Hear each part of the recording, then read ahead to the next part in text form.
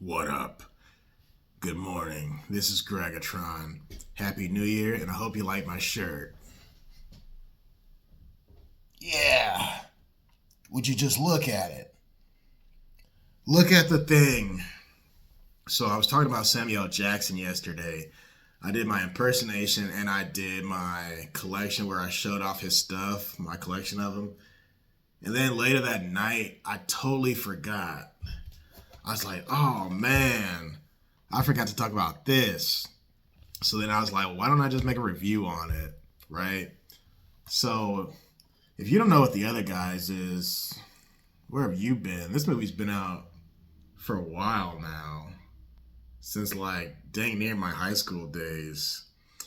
So The Other Guys, it's about these two jokers right here, right? It says, Misfit NYPD Detective Gamble and Holtz, which is Will Ferrell and Mark Wahlberg, are sentenced to life behind the desk. They hate each other and the monotony of their meaningless jobs as they're forced to live in the shadow of the two biggest, most badass cops on the force, which is Samuel Jackson and Dwayne "The Rock" Johnson. But when those guys go down for the count, opportunity knocks on Gamble and Holt's door. Stumbling onto what could be one of the biggest crimes in years, can the other guys step up their game to solve the case without killing each other and destroying New York City in the process? From the director of Step Brothers. Okay, that explains it. Yeah. So first I want to say the cast is great. The narrator is Ice-T. Who doesn't want to hear Ice-T's voice in a police movie? The acting is incredible. It's like really convincing, their conversations. And I don't even want to say their arguments, because Will Ferrell doesn't argue with Mark Wahlberg. When Mark Wahlberg's arguing with Will Ferrell, he's pretty much arguing with himself. Because in many cases, Will Ferrell's not like a confrontational person. but Mark Wahlberg, he's a very angry person. So when you get angry and stupidity mixed together, it's just so funny. I mean, look at the cover. You know it's funny. And it's not just these two characters who's funny. Samuel Jackson and The Rock, they're funny. And one of the quotes I forgot to mention yesterday was, there's a scene when they're in the police building and Samuel Jackson and The Rock, they do something good. And they're like superstars. They're like superheroes. And Mark Wahlberg's taking pictures and stuff. You know, he's a clown. He's I guess what you call a simp. And Samuel Jackson's like, we couldn't do it without any of you. All the sex we have and we don't want to do it. We couldn't have any of this. We couldn't do any of this if it weren't for you. And Will Ferrell is like, and we do it again and again. And Samuel Jackson's like, hey, you shut your face. If I want to hear you talk, I'll shove my arm up your ass and work your mouth like a puppet. You hear me? You hear me? So funny. But you got that duo between those two. You got the other duo between these two. Well, there's another duo of cops who they want to be the next duo of super cops. So these two are like competing with those other two on who's going to be the next super cops. Because the rivalry is like throughout the whole movie, and it's so funny. Because whenever these two guys try to make stuff better, they just make it worse. And you really see some good character development going on between the two characters as a team, but also as an individual. You see an individual level of character development, which is cool.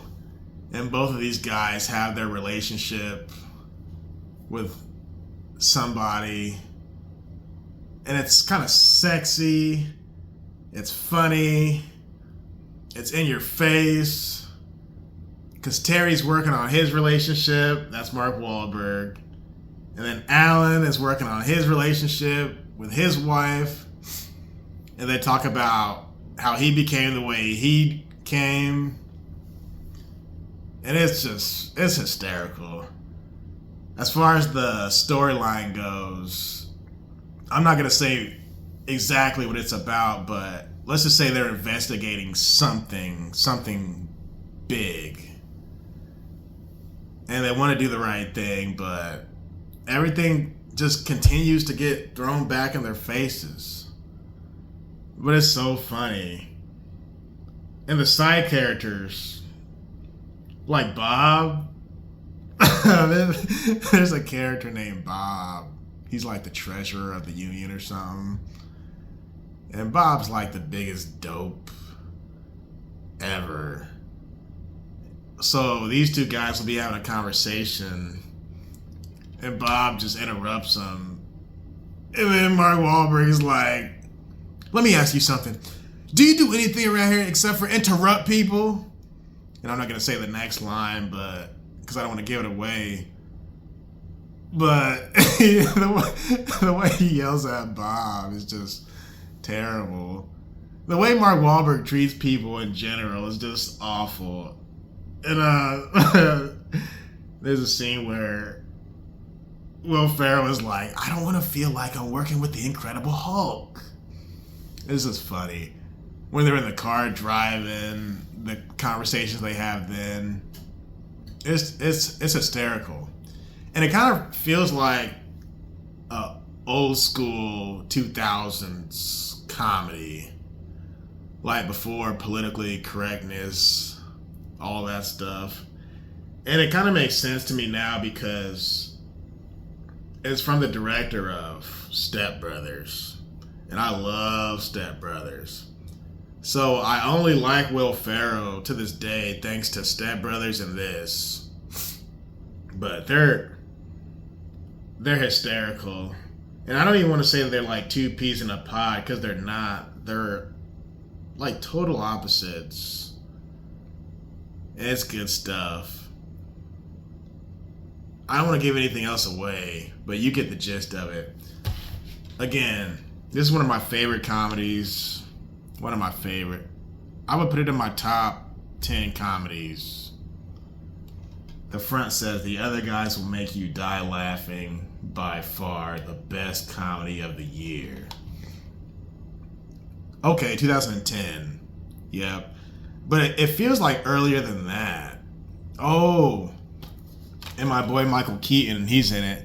So Michael Keaton plays their boss. And he's probably one of the funniest characters in the movie. Because he's just sick of it. He's sick of their shenanigans. He's sick of their malarkey. He's just tired. But his acting is like priceless. He has 2 jobs. Michael Keaton, that is. See, I can't even talk about this movie without laughing. He has 2 jobs, and one of them is Bath and Body Works. So when he's at the police station, you know how they're supposed to have briefing. They're supposed to talk about the perks and what they're going to do, how they're going to go about it. Instead of talking about briefing as far as police work, he'll accidentally talk about his other job, Bath and Body Works. But, like, you got to get the theatrical. So, yeah. This version, the theatrical version, I think there's 2 different versions, but I can't remember. But make sure you watch the not behind the scenes, the deleted scenes, because there's a deleted scene with Michael Keaton about his second job, and it's just so funny. And I don't want to give it away because it's a deleted scene. But yeah, all the characters are funny. Like, all the characters are funny. See, I don't want to say that part because I'm trying to keep it vague and brief. But yeah, for me, it's a 10 out of 10. Fully armed with hysterical features. Yep, there it is. Deleted scenes and extended scenes. Yep. Bed Bath & Beyond. Watch Captain in action. Crash and burn stunt feature. That's why I like DVDs too, because you get special features, you get meet the actors, deleted scenes, you get all that stuff. They show you how they do the green screen and all that good stuff. I love DVDs. Because if you just watch it on Netflix or something, you're going to miss out on a lot of that stuff. Anyway, this video is long enough. So check out the other guys. In my opinion, it's a 10 out of 10.